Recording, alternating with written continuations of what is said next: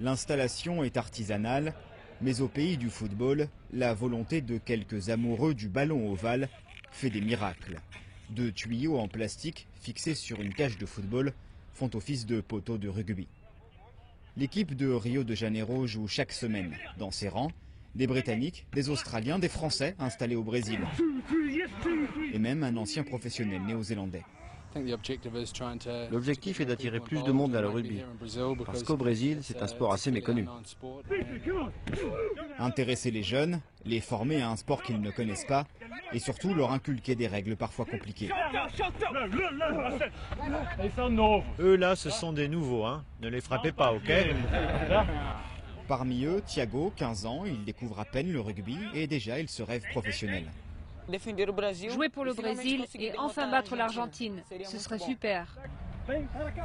Le rugby au Brésil compte 10 000 pratiquants contre 13 millions pour le football.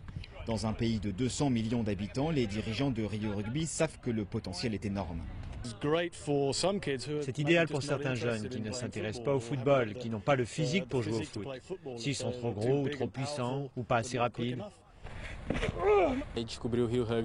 J'ai découvert Rio Rugby sur la plage, j'ai commencé là-bas et maintenant je m'entraîne ici.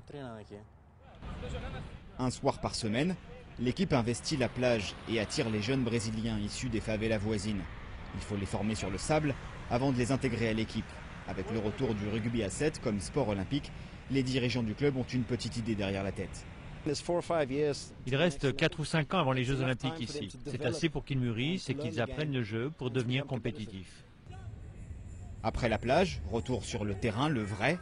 La moitié de l'équipe est brésilienne. Certains joueurs ont même déjà été sélectionnés en équipe nationale chez les jeunes. Tous rêvent de porter haut les couleurs du Brésil lors des JO 2016 chez eux à Rio.